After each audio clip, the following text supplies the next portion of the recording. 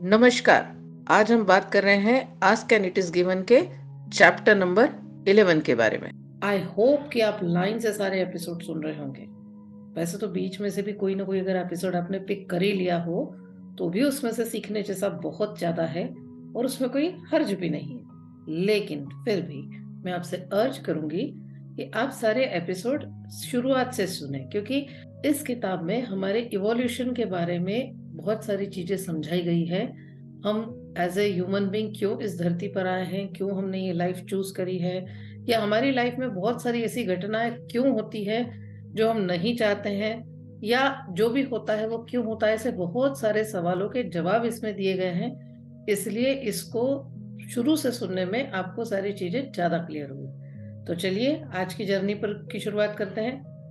यहाँ तक आते आते आप इस बात को समझ गए हैं कि कॉन्स्टेंटली अच्छा फील करना क्यों आवश्यक है, और जैसे जैसे आप इस काम में माहिर हो जाते हो आप सोर्स एनर्जी को सही तरीके से डायरेक्ट करना सीख जाते हो और आप एक प्रसन्न क्रिएटर बन जाते हो, because you are the creator of your own life. एक जॉयफुल डेलिबरेट क्रिएटर बन जाते हैं और समय के साथ आप एक फोकस्ड कंट्रोल पा लेते हैं। किस बात पे? इस क्रिएटिव एनर्जी पर। और एक बेहतरीन मूर्तिकार की तरह आप उस एनर्जी को जैसा चाहिए वैसा मोल्ड करने लगते हैं।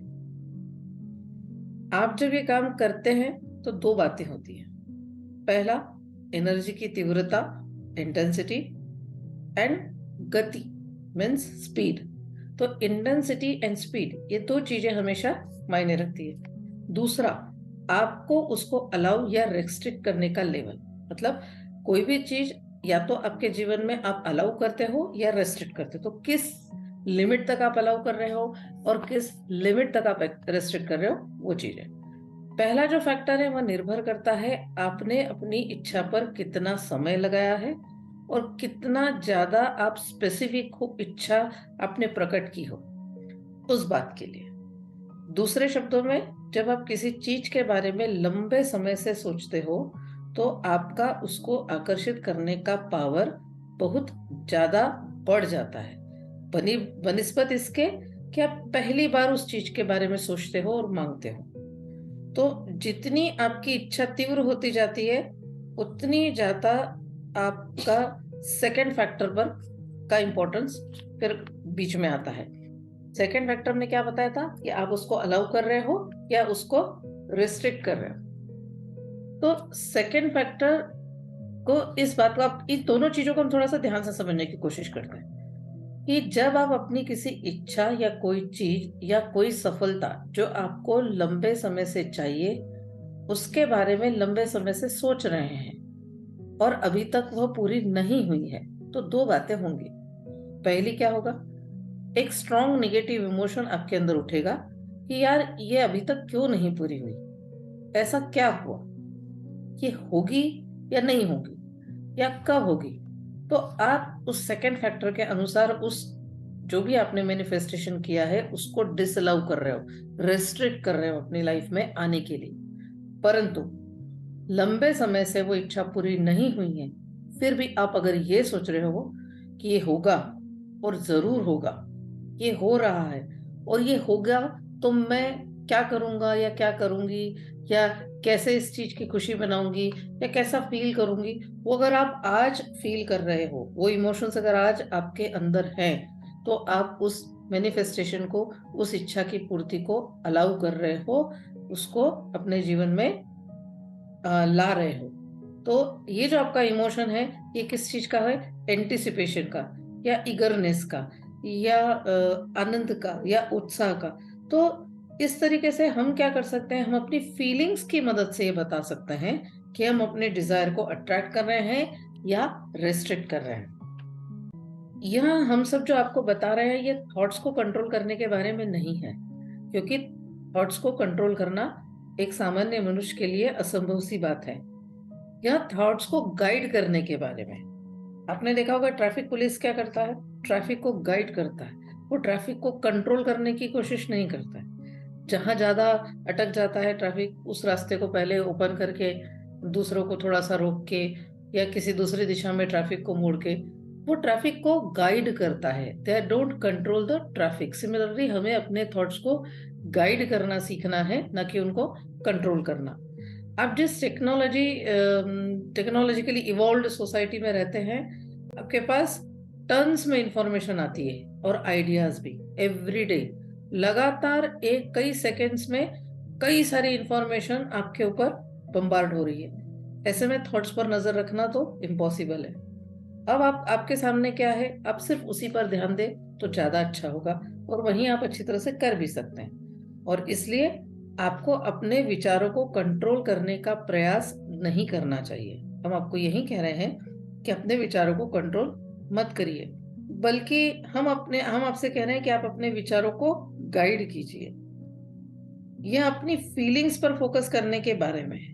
विचारों को गाइड करना मतलब क्या? फीलिंग्स को फोकस करना। आप जो भी सोच रहे हैं उसके संबंधित फीलिंग आपके अंदर उठती है। आप जज कर सकते हैं, आप पता कर सकते हैं कि आपका थॉट आपको पॉजिटिव फीलिंग दे रहा है या आपको निगेटिव फीलिंग दे रहा है या आपको बैड फील करा रहा है। ये बहुत इजी है जज करना।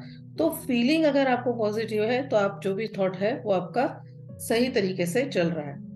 लॉ ऑफ अट्रैक्शन अपने विचारों को सही तरीके से ऑर्गेनाइज करना और फिर उन विचारों को चुंबक की तरह उन परिस्थितियों को अपने जीवन में आकर्षित करने का ही नियम है। इसलिए अगर आप इस लॉ को सही तरीके से समझ सके तो आपके लिए एक गाइडिंग सिस्टम का उपयोग आप अपने गाइडिंग सिस्टम का उपयोग कर सकते हैं इस लॉ को अपने लिए सही तरीके से उपयोग करके जो भी चीज आप चाहते हैं उसको पाने में। इस लॉ का उपयोग अपने गाइडिंग सिस्टम का उपयोग करके अपने ड्रीम्स को मैनिफेस्ट करना बहुत ज्यादा आसान है। मैं ये नहीं कहूंगी कि आसान कहने की बजाय सरल है कहूंगी मैं, क्योंकि इंग्लिश में दो शब्द होते हैं, इजी एंड सिंपल। इजी जब हम किसी चीज को बोलते हैं तो हमको लगता है कि हाँ बहुत आसान है, मतलब इसके लिए कोई बहुत ज्यादा प्रयास करने की जरूरत नहीं है, तो यूं ही हो जाएगा।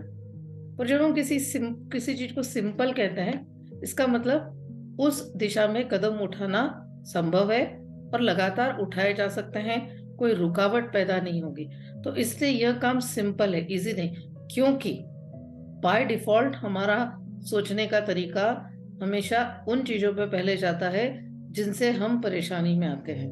हमारा ध्यान उस व्यक्ति पर पहले जाएगा जो हमको बॉदर कर रहा है। हमारा ध्यान उस परिस्थिति पर पहले जाएगा जो हमें अच्छी नहीं लग रही है। तो ये बाय डिफॉल्ट नेचर है हमारा कि हम इस टास्क को इजी रहने भी नहीं दे सकते, हम इस टास्क को कठिन बना लेते हैं। हम जानते हुए भी कि ये विचार हमें परेशान कर रहे हैं तो भी उन विचारों पे ध्यान देने रखते हैं, और जब तक ये समझ में आता है हम काफी सारी एनर्जी लगा चुके होते हैं। तो हमको ये धीरे धीरे प्रैक्टिस से जज करना पड़ेगा कि हम अपने थॉट्स को सही तरीके से गाइड करें। इसलिए इसे मैं कहूंगी सिंपल है, इजी नहीं। पर अगर कोई सिंपल है चीज तो करी जा सकती है। अगर हम अपने जीवन में बदलाव चाहते हैं, चीजें मैनिफेस्ट करना चाहते हैं, तो ये करना सब चाहिए। तो इस बात पर हमको ध्यान देना पड़ेगा कि आप जिस भी विचार पर ध्यान देते हैं वहां आपके अंदर तुरंत ही एक्टिवेट हो जाता है और लॉ ऑफ अट्रैक्शन तुरंत रिस्पॉन्ड करता है। ऐसा नहीं कि आपने आज विचार किया और लॉ ऑफ अट्रैक्शन 4 दिन बाद उस विचार पे कोई एक्टिविटी या एक्शन लेना शुरू करेगा। इमीडिएट एक्शन होती है। To every action there is equal and opposite reaction. ये अगर हम प्रिंसिपल फिजिक्स का यहाँ पर समझे तो ये ज्यादा आसान है कि एक्चुअली यूनिवर्स के लिए ही ये चीज 100% लागू है कि whatever action you are taking there is equal and opposite reaction is going on. Immediate action शुरू होता है उसके अगेंस्ट में। यदि आप मांग रहे हो तो यूनिवर्स देने का काम शुरू करेगा उतनी ही फोर्स से जितनी फोर्स से आप मांग रहे हो। इसलिए आपकी एक्शन क्या हुई? मांगना। यूनिवर्स की एक्शन क्या हुई? देना। इक्वल एंड अपोजिट, उतनी ही इंटेंसिटी से वो देगा जितनी इंटेंसिटी से आप मांग रहे हो। तो अब इसका मतलब यह है कि दूसरे सारे जो विचार हैं, जब भी हम कोई विचार अपने दिमाग में लाते हैं और लॉ ऑफ अट्रैक्शन काम करना शुरू करता है, तो इस विचार से जुड़े हुए जितने भी दूसरे विचार है, वाइब्रेशनल हार्मोनी में है इस विचार के, वो विचार अलाइन होने लगते हैं, एक दूसरे से जुड़ने लगते हैं। और जैसे जैसे आप उस पर अपना फोकस बना के रखते हो वह विचार और एक्सपांड होना चालू हो जाते हैं, और एक्सपांड और ये प्रक्रिया आगे जारी रहती है। जब किसी विषय पर लगातार सोचते हो तो आपके अंदर कांस्टेंट वाइब्रेशंस एक्टिवेट होने लगते हैं, और वह विचार धीरे धीरे आपका क्या बन जाता है? मुख्य विचार या परमानेंट विचार बन जाता है। और शायद इसी से बिलीफ्स तैयार होते हैं, और शायद नहीं, यकीनन इसी से बिलीफ्स तैयार होते हैं। और जैसे ही ऐसा होता है, वो सारी चीजें जो इस विचार से मिलती जुलती हो आपके जीवन में मैनिफेस्ट होने लगती है। आपको मैगजीन्स दिखने लगेंगे, दोस्तों से बातचीत करने में आपका वो विषय आएगा, आपका खुद का ध्यान सभी उस विचार से जुड़ी हुई बातों पे जाने लगेगा।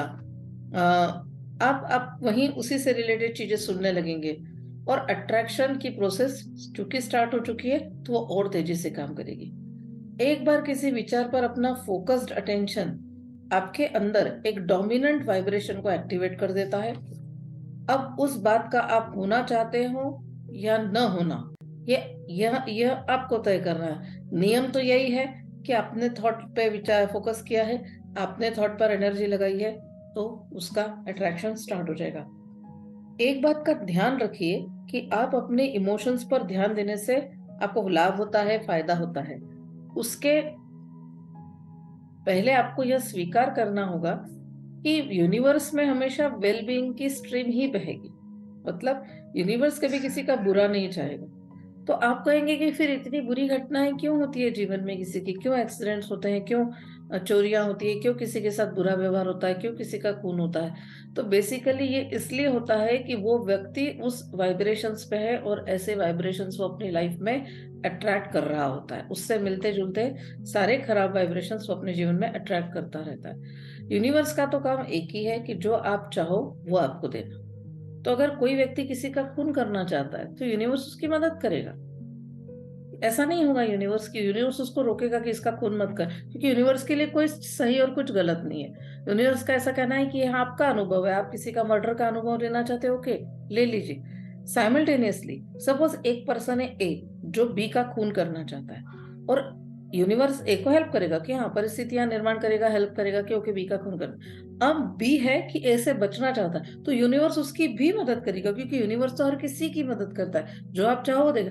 अब इसमें किसकी इंटेंसिटी ज्यादा होगी वो चीज घटित होगी। अगर बी की इंटेंसिटी बचने की ज्यादा है तो बी बचेगा। अगर ए की इंटेंसिटी मारने की ज्यादा है तो ए उसको मारने में सफल होगा।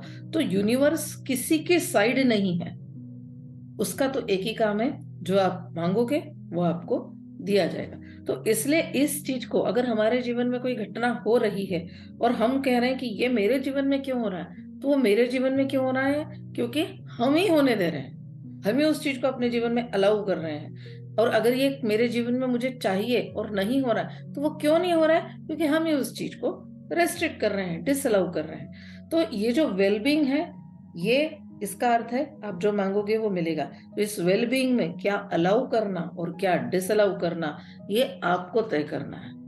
अगर आप हेल्दी रहना चाहते हैं तो आपको आपकी हेल्थ अलाउ करनी पड़ेगी। आप आपकी हेल्थ को अलाउ करते समय कंटिन्यूअसली, मेरी तबीयत खराब है, मेरे साथ तो ऐसा ही हो रहा है, मेरे साथ तो वैसे ही हो रहा है, मैं तो कितनी भी कोशिश कर लूं मुझे तो यही होता है, अगर आप यही करते रहेंगे तो आप वेलबींग को अलाउ नहीं कर रहे हैं। आप अच्छी हेल्थ को अलाउ नहीं कर रहे हैं, आप बुरी हेल्थ को बुलावा दे रहे हैं, आप अच्छी हेल्थ को डिसअलाउ कर रहे हैं। तो अगर आप अच्छी हेल्थ चाहते हैं तो आपको कंटिन्यूअसली अच्छी हेल्थ के बारे में बात करनी पड़ेगी। क्या करने से हेल्थ इंप्रूव हो सकती है, उन चीजों पर ध्यान देना होगा। इंप्रूव हो गई तो कैसा फील करोगे, वहां पर आपको फोकस करने पड़ेगा। तो दूसरे शब्दों में, अगर आपके जीवन में आप जो भी चाहते हो वो पाना, और केवल किस पर निर्भर करता है, केवल और केवल आप पर, किसी दूसरे पर नहीं। आप उस बात को होने देना चाहते हैं या नहीं होना देना चाहते, ये केवल और केवल आप तय करेंगे, और आपके तय करे हुए अनुसार ही आपके जीवन में घटनाएं घटित होंगी। तो ये है चैप्टर नंबर 11। आई होप यहाँ तक जो मैंने ट्रांसलेशन किया वो आपको समझ में आ रहा है। अगर आ रहा है तो इसे और भी लोगों तक पहुंचाने का प्रयास कीजिए, जिससे बाकी के लोग भी अपनी जिंदगी में अपने विचारों को सही दिशा में डायरेक्ट कर अपने जीवन को और अच्छा बना सके। और लोगों तक स्प्रेड कीजिए इसे। कोई भी अगर अच्छी चीज अपने पास मिलती है तो उसका, अगर आपको सच में लाभ लेना है, उस चीज से सबसे ज्यादा लाभान्वित अगर आप होना चाहते हैं तो दूसरों को देकर लाभान्वित होइए। उनको देने से आपको और ज्यादा मिलेगा, क्योंकि जितना आप इस चीज को स्प्रेड करोगे उतना आपको सही वाइब्रेशंस में रहने का मौका मिलेगा, सही चीज पे ध्यान देने का। सो मिलते हैं अगले एपिसोड में अगले चैप्टर के साथ। तब तक के लिए बाय बाय।